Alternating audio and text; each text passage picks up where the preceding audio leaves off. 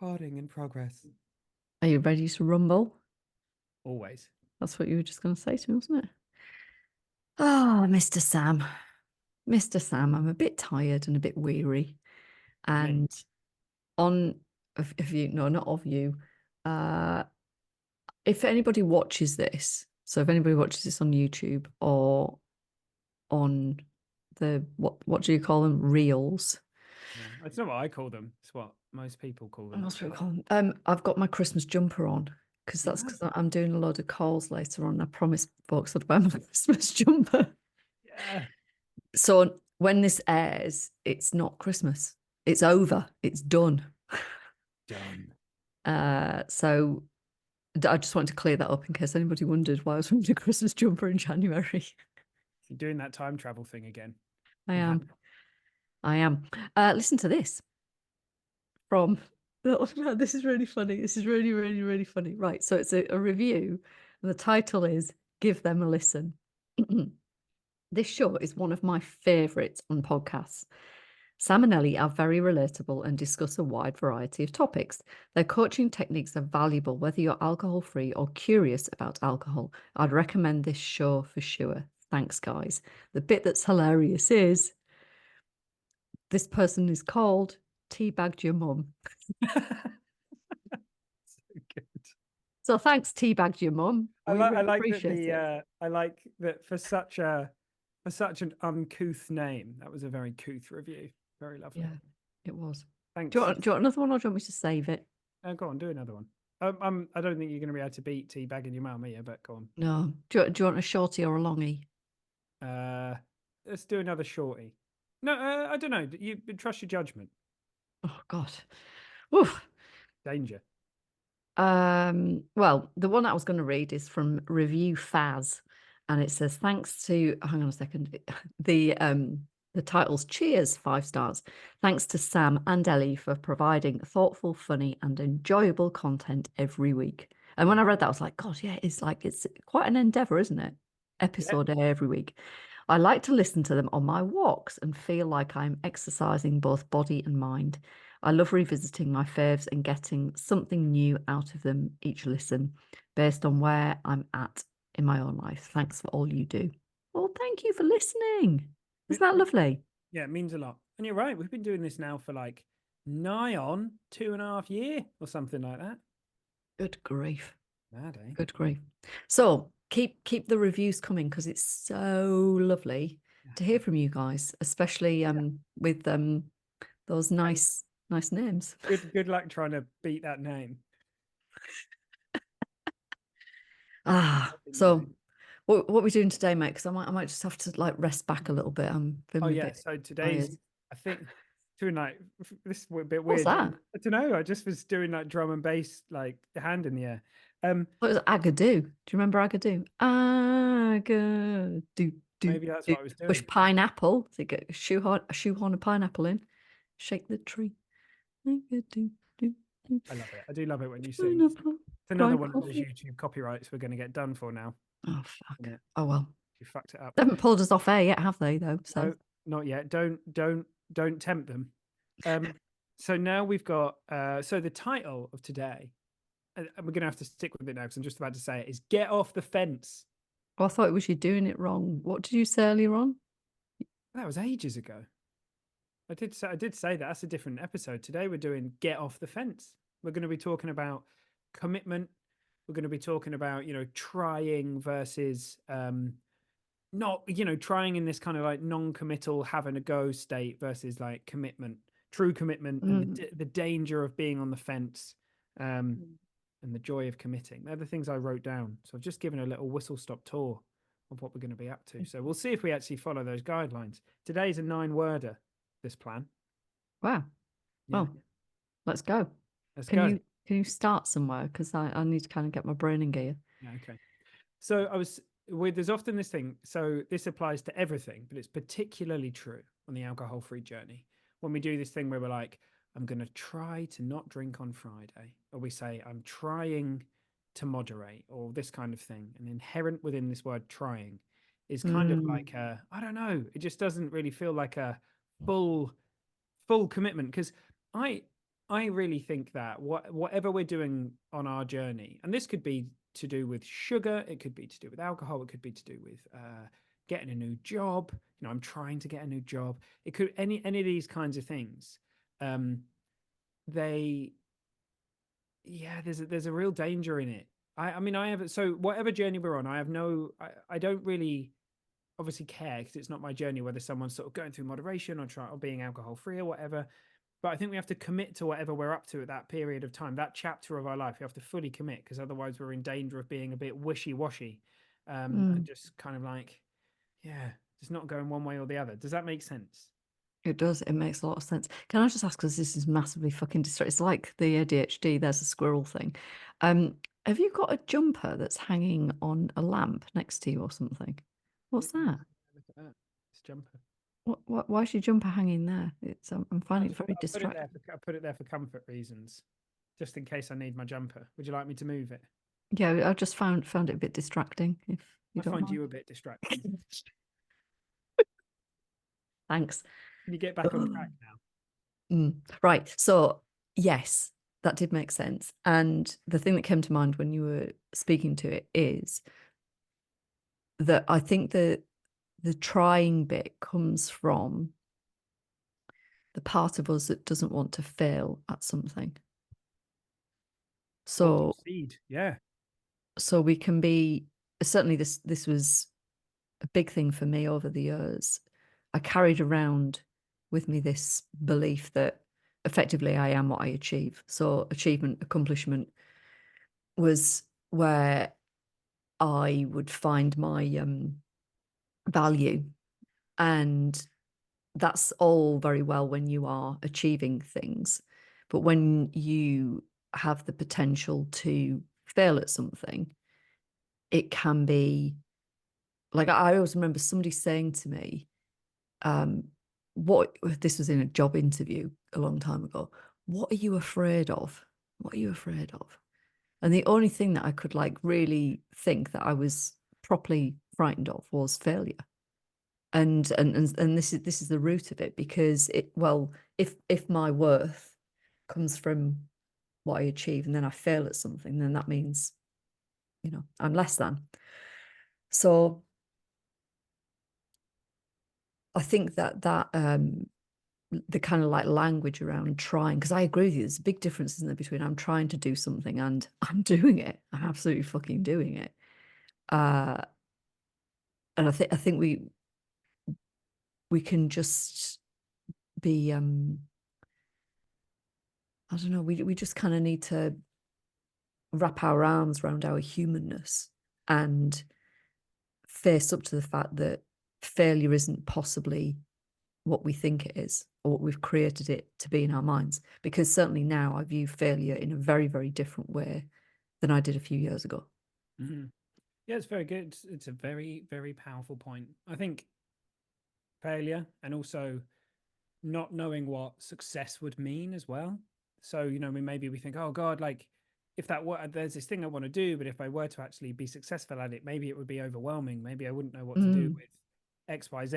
And it can be a flavor of kind of either way or potentially even both, I think. But yeah, like it's not to say that there isn't like from when we say I'm going to do this thing, I'm committed to it, doesn't mean that there isn't a process. Doesn't mean that like we switch our language from trying to fully committing and suddenly it's all done overnight. There's still stuff to be done and all this kind of stuff, but there's a really different, we can be in the trying mode for a really, really, really long time. It's like spinning our wheels. So I think around the time, I'm trying to think when this comes out. So I've got a bunch of stuff that I'm releasing at the moment personally, which has been that I've wanted to do for a long, long time.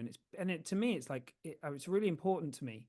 And I've had all sorts of resistance and like, oh God, what if no one comes along and all this kind of stuff. And it stirs these kinds of things, they stir up like that shadow stuff, that kind of stuff that's lurking beneath the surface, and all for the good, all for the good. And I mean, ultimately, the thing that's really worth knowing when it comes to fear of failure is unless you're like trying to, I don't know, unless you're into parkour and you're trying to jump like 20 meters from one building to the other, where failure literally means death. For the vast majority of things, failure means feelings. That's what it means. if you stop and think about it and go through whatever it is, be it, you know, failing from stopping drinking or failing from launching that business or whatever it might be, a lot of the time it's rooted in feelings, and it's, goodness, I don't know if I could cope with that. We probably haven't even realized that, because some of this stuff is quite rooted in stuff from the past and these things that we've learned about ourselves. And I had a really similar journey to you, mate, and I still have, for sure, still have kind of ripples of that. And it's like a, and I think we, you know, we do kind of, it's like a spiral curriculum. We burn some of that. Oh, I am my business, or I am this pod, like the success of the podcast, or this kind of stuff is wound up in that kind of stuff. Um, and yeah, that's all for the good. It's all for the good. So yeah, I think if there's a lot of resistance in your movement to committing to something rather than trying to do it, then it's just very natural, and it's often in and around uncomfortable feelings. But we can do that. We can do uncomfortable feelings. One space in particular where this is very apparent, actually, a clear example, is if you talk to a lot of people who are trying to control or moderate their alcohol use. If you speak to many people in that bracket, it's like, well, what is moderation to you? Many people haven't actually taken a piece of paper and been honest and written down what it means. So, for example, this is moderation for me. It's, you know, it could be different for a different person. It's this many drinks a week, or it's going out only here. And it's because the thing is, the moment we do that, we know that if we don't accomplish what we've put down on that piece of paper, we've got to either lie to ourselves and move the goalpost, or we're going to have to honor the fact that, oh, I can't actually do that moderation thing as it looks to me, because moderation isn't a thing. It's not. We spoke about this in depth a while back. It's not like a thing in the sense of, it just means different things to different people. And so you have to lay claim to what it means to you and commit to it. And until you do that, you won't find out whether it's actually possible for you. Now, you and I both know if it's not possible, and it is, and it's not possible for many people, it's very difficult to moderate an addictive substance, then what lies beyond that is amazing.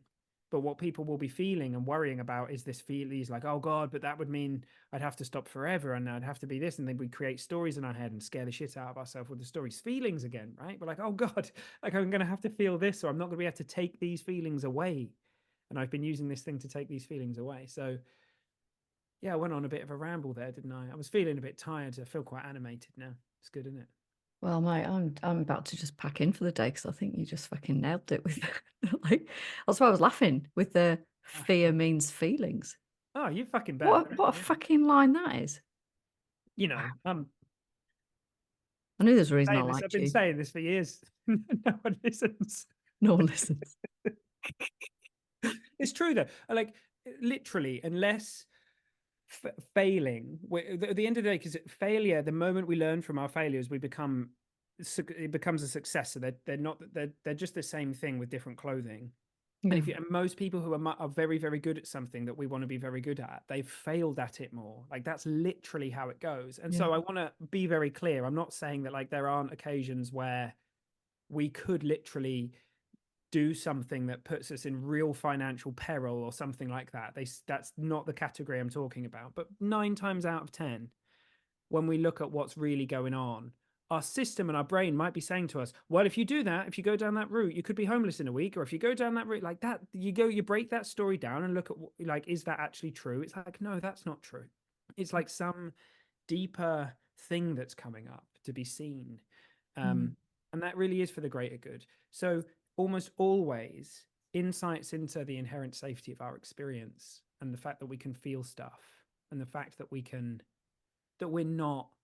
are not our ideas about ourselves. When we're not our businesses, we're not our podcasts, we're not that stuff.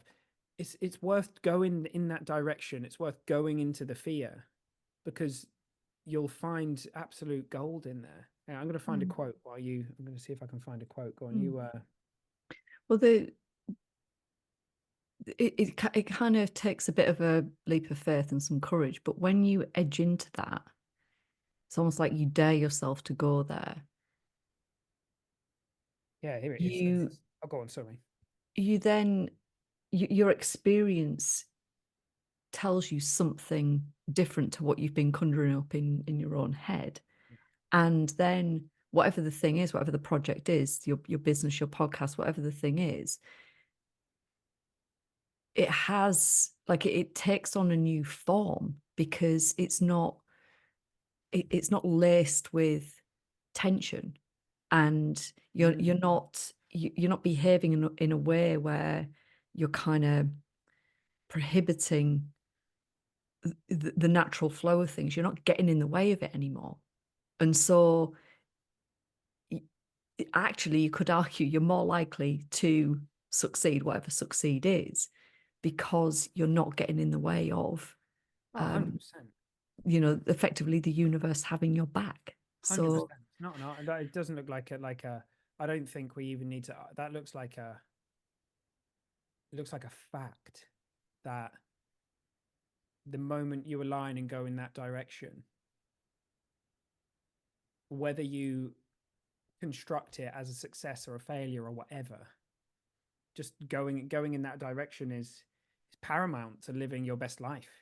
I found that quote. It's Rilke. It says, I love this. Our deepest fears are like dragons guarding our deepest treasure. I'm like, yeah, you fucking bet. Like, boom. That's it. Because the danger of not committing is that you don't bring your gifts to the world. So the danger of not committing to moderation or an alcohol-free life or that year off of alcohol or launching the business or writing the book or doing the thing that you know you really want to do, the danger of not doing that is that you don't bring your gifts into the world. Because there's a reason why, even if it's not conscious, there's a reason why that thing is tugging at you. Oh, Sam, you take me right back to when I first was certifying as a coach and all of that, and a completely different way of life ahead of me. And I was talking to somebody the other day about this, that moment where you've kind of got to like come out, as it were. Yeah. And I was really grateful actually, because one of my friends who's she's in our podcast group, and hopefully she's listening to this, but I had sent her my website link, like, hey, have a look at this is what I'm up to. And I forgot to say to her, I kind of thought it was obvious, but it wasn't. Like, I didn't say to her, by the way, I haven't like published this yet. Like, in terms, so it was published, like she could see it, but I hadn't shared it with anybody. And bless her, she was so proud of me that she immediately posted it all over social and tagged me in it. I was taking Rocket to the vets, and I got to the vet hospital and my phone had just blown up. And I was like, what the hell's going on here? And then I realized what had happened. Pardon? Literally. No, not literally. That would have been more exciting. But I was so thankful it kind of happened that way, because I didn't have the opportunity to sit on the fence. I didn't have the opportunity to kind of here, there, and no, I'm not sure, and no, maybe tomorrow. The band-aid was well and truly ripped off, and then you just have to get into it. So there is something earlier on when you were talking about this sitting on the fence thing. There is so much relief and release in making a commitment, because energetically then you're aware, you're not like, you haven't got a foot in both camps anymore. So yes, it may feel kind of scary, but as we're saying, like that's the feeling element where we can deal with that. But you're no longer being hindered, you're no longer being held back. And so having that willingness and that courage to move forth, it's a huge thing. What have you got now? What are you waving at me now? Read you another quote. It's one of my Oh God, favorite here we quotes. go. It's full of quotes today. Fucking great. By one of my favorite people ever, Mr. Me? Terence McKenna. Oh, Interesting sorry. guy. No, he didn't Terence. say this. You've got some good ones. He says, nature loves courage. You make the commitment and nature will respond to that commitment by removing impossible obstacles. Dream the impossible dream and the world will not grind you under. It will lift you up. This is the trick. This is what all Yes. these teachers and philosophers who really counted, who really touched the alchemical gold, this is what they understood. This is the shamanic dance in the waterfall. This is how magic is done, by hurling yourself into the abyss and discovering it's a featherbed. Fucking love it. Yes. Yes. Yes. The thing that I've been really wary of going down this because I don't want to hijack this podcast, and we've done, I think, more than one podcast on intention. But this is why intention's so important. It's so important. And every time in this coaching journey, particularly in the early days, whenever anything terrified me, I remember being properly terrified of doing the live alcohol experiment, but I desperately wanted to do it. So you might remember these videos from when we were training. And I can still remember exactly where I was at the time that I heard Scott say on this training video. So this is Scott Pignard from This Naked Mind. He said, he was talking about kind of the working environment and basically that nothing prepares you for going live in front of thousands of people. And he effectively said, like, even with, practicing and exposure and all of that, the first time that you go and sit down and hit that live button, there's going to be some feelings there. And I remember being in this I remember precisely where I was, and the wave of fear ran through me, and I was like, I am never fucking doing that. Like, why would I want to put myself in harm's way? I'm not doing that. Give it a couple of months, and there I am, raising a hand for the live alcohol experiment. What had changed? Well, I was still fucking terrified, but the thing that was more compelling, the thing that was pulling me forward, was my intention and my desire to serve others. And so that first live alcohol experiment that I did, and it was it was January of 2021. So it's, we all know Super Bowl of the live alcohol experiments in January, thousands of people. And the nights before, I mean, don't get me wrong, I was really excited about it, but I was also fucking terrified, of going live in front of thousands of people and making a complete tit of myself. And so I You've had done that plenty of times on here. It's not. yeah, what's new? So I remember having like anxiety and sleepless nights the few nights before. And one of my fellow coaches, do you remember Mary? Mary said to me, Ellie, you'll feel like you're going to die, but it's okay because you won't. Thanks, Mary. That's great.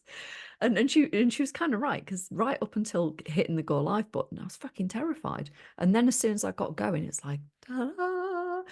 But the thing, whether it's been that or going and speaking on the radio or whatever I've done, and I've thought, like, why am I doing this to myself? Why am I putting myself through this? Well, I'm putting myself through it because there's something much greater at stake here, something that I'm committed to, deeply, deeply, deeply committed to.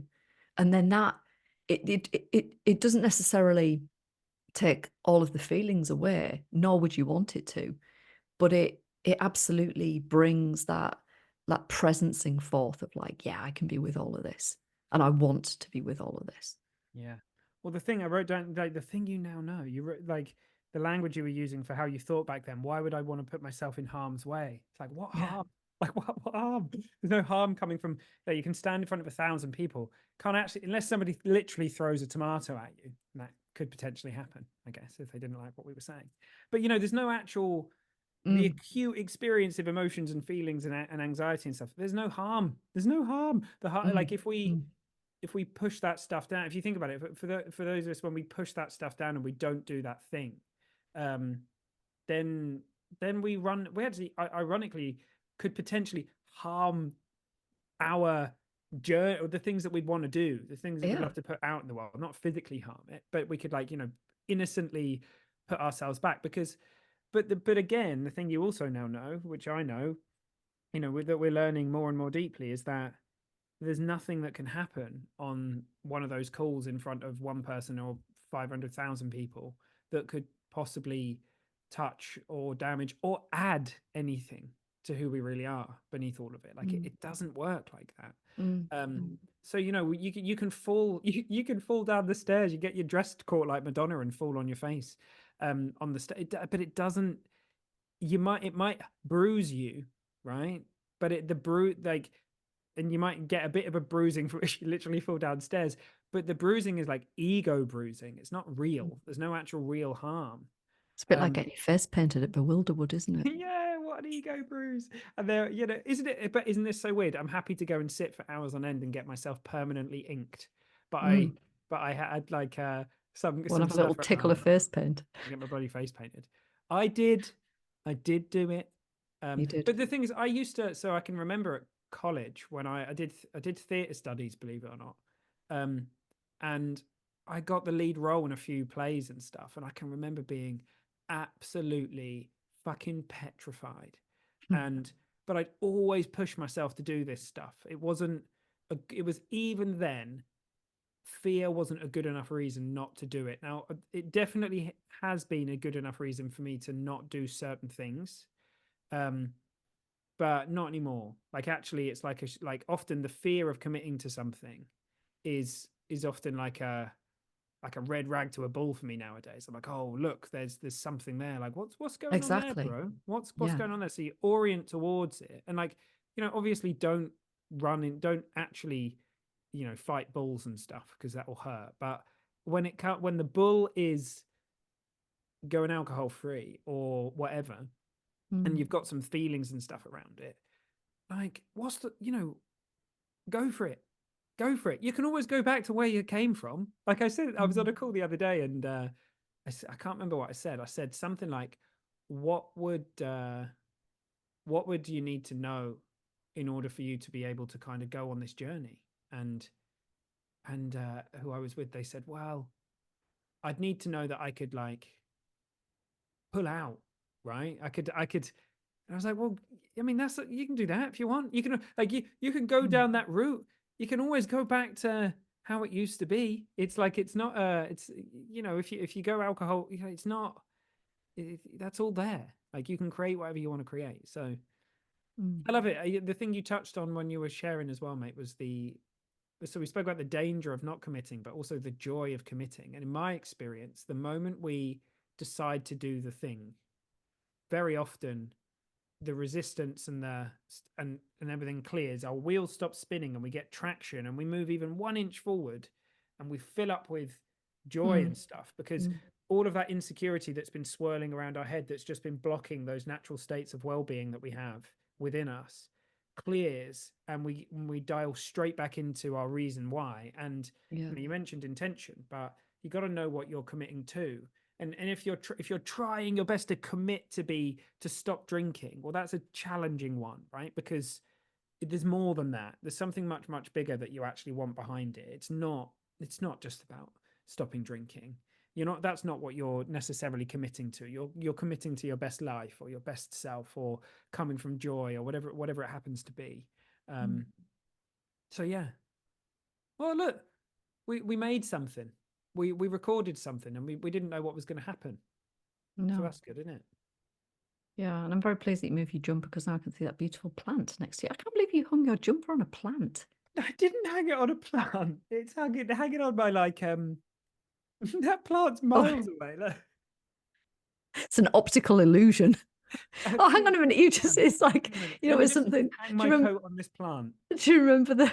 It It looks does. like it's on the. Do you remember the Father Ted thing where it's like, where he was explaining about the sheep or the cows, very small, far away. I used to, in my, oh, I used to love Father Ted. That was Me funny. That too. Me too. What a would that be fucking would that be cracking allowed show now? that was. Would that now Um, be cancelled? I don't know. I think some of it would be. I reckon you and I could do a rendition of My Lovely Horse. All right. Well, I need to go back and get the script right, and then we can do it. Start doing some skits. Well, I've been thinking maybe we'll start doing some skits and putting them on TikTok. That'd be fun, wouldn't it? But me on TikTok. Yeah, mate. I'll put you on there. Kids are Look, fucking blown away. I've got a YouTube channel. are they? Do they think it's Yeah. great? There you Well, go. Committed to something. yeah. You got a Well, YouTube channel? Or do you mean our one? yeah, yeah, of course, yeah. I fucking have my own. Claiming it as What yours. would I be doing on my YouTube I channel? didn't know. I was like, you haven't. You're like you've Just me making the dinner for the kids you're just again. you've been building. Yeah. Well, look, people. There's plenty of mums out there who would, as long as it's engaging and as long as you've got a nice jumper on.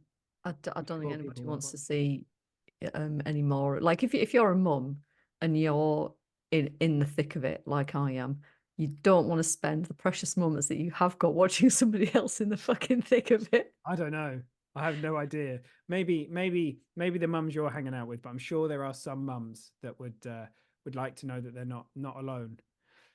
Anyhow, we digress. I always say that word right now. Mm, Do you you remember do. when I used to always say it wrong? Yeah. I love the fact that you're growing up, little Sam. What, learning Little, words? yeah, little Sam's learning words. Ah, Have we finished? It's been a really, really quick one, but that's fine. It doesn't matter. have we finished? Are we done? Yeah, I was Doesn't just matter. my mind was just wandering away from things to our little trip in the new year, which will be almost upon us when this airs, of like a month or something. Exciting, isn't it? It is. It's very exciting. Well, I think we're this potentially we could have some very, very exciting things in the pipeline as well. Um, both personally and together, and all sorts of stuff. We've got some cool shit coming up. So not knowing where we're going to be at the time that this is being recorded, we'll have to perhaps put an outro or an intro, or perhaps get back together and record something and stitch it on if we've, because yeah, we are committing to do some cool shit next year. Yeah. We just need to get past Christmas. Yeah, well, it's only So, like 5 days away now, isn't it? So that's right. mhm. All right. Right, folks, thanks for bearing with us. We'll pick up some speed as we get into February. Yeah, you're going to It'll be pick up some slick, speed. professional, you know, slick and professional. Yeah, That's fair. what I'm aiming for this Yeah, year. we're having a real change, and we're going to be slick and professional as opposed to whatever we are. Answers on a postcard. Okay, love you, everybody. Have fun. Bye.